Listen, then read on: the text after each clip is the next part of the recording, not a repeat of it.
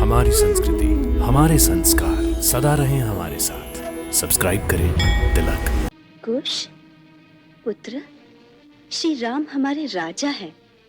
उन पर क्रोध करना कदापि उचित नहीं। परंतु राजा इतना बड़ा अन्याय करे, इसे सहना भी उचित नहीं। उन्होंने कोई अन्याय नहीं किया।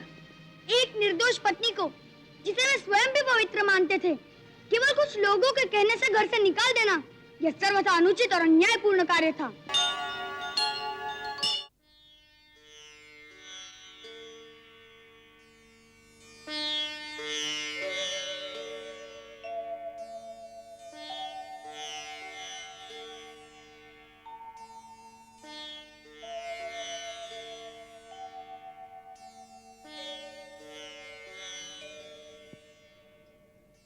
राजा धर्म के नाम पर इतना बड़ा अन्याय कर सकता है, ये बात तो मेरी समझ में नहीं आती।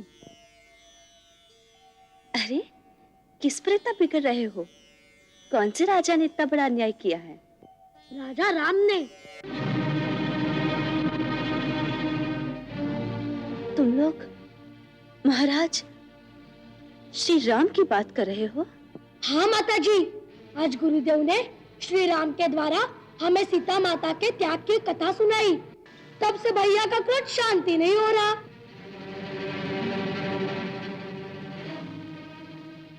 कुश पुत्र, श्री राम हमारे राजा हैं।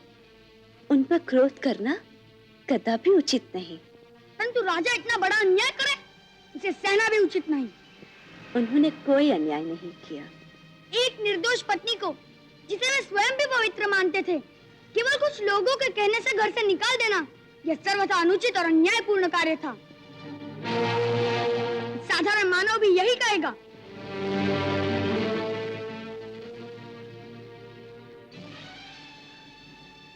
हाँ, साधारण मानव का यही निर्णय हो सकता है, परंतु श्री राम साधारण मानव नहीं है। उन्होंने इस अवतार में मर्यादा पुरुषोत्तम की अति कठिन भूमिका निभानी है। उनके लिए एक आदर्श राजा का धर्म एक पति के धर्म से अधिक महत्वपूर्ण था, क्योंकि राजा का प्रत्येक कर्म सारी प्रजा के जीवन पर गहरा प्रभाव डालता है। इसलिए उन्होंने वही किया जो एक आदर्श राजा को करना चाहिए। परंतु राजा का निजी धर्म क्या कुछ भी नहीं होता? बेचारी पत्नी को वन के कांटों में भेजकर स्वयं राजमहलों का ऐश्वर्य भोगना, ये कहाँ का न्याय है? ये तुमसे किसने कह दिया कि वो स्वयं राजमहलों के ऐश्वर्य में खोए हुए थे? उन्होंने तो अपने जीवन के समस्त सुखों को भी सीता के साथ ही वनवास दे दिया। क्या गुरुदेव ने ये नहीं बताया कि वो राजमहल में भी एक सन्यासी की भांति रहते हैं? नहीं, गुरुदेव ने तो सीता माता के त्याग के पश्चात कथा सुना ही नहीं। कहते हैं समय आने पर बताएंगे।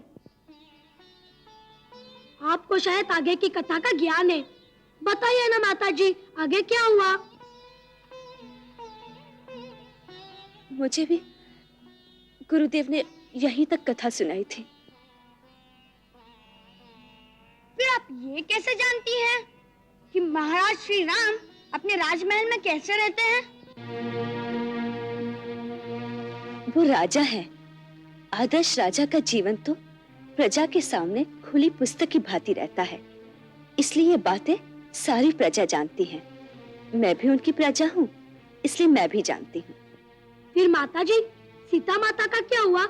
वह कहाँ गई? आपको पता है? वो तो गुरुदेव जानते हैं। गुरुदेव तो कहते हैं कि समय आने पर बताएंगे। ठीक ही कहते हैं, समय की प्रतीक्षा तो करनी ही पड़ती है। कुछ भी हो, मैं इस अन्याय के साथ कदापि सहमत नहीं हो सकता। यदि किसी दिन मुझे महाराज श्री राम मिल गए, तो मैं उनसे यह प्रश्न अवश्य पूछूंगा कि आपने अपनी निर्दोष पत्नी को घर से क्यों निकाला? हाँ, मैं भी यही प्रश्न पूछूंगा महाराज से। परंतु भैया, हमारी भेंट महाराज से होगी कि वो तो राजा है, हम बनवासी। कौन जाने किसी दिन अवसर निकल आए। गुरुदेव कहते हैं कि अगर संकल्प दृढ़ हो तो भगवान उसे अवश्य पूरा करते हैं। तो मुझे पूर्ण विश्वास है कि किसी न किसी दिन हमारी भेंट महाराज श्री राम से अवश्य होगी।